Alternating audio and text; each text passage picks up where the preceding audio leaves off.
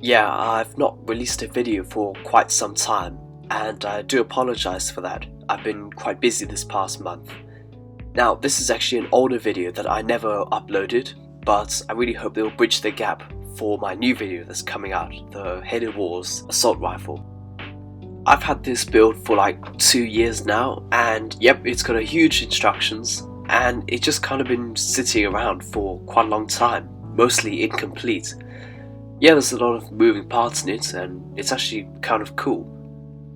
There are also a lot of things that don't really work in it, like the electronics, none of that actually works, which is a bit sad. Now I sincerely promise, that my new Halo Wars gun is finally going to be coming out after this long. Next time you see another video, it's going to be this one. Right, until next time.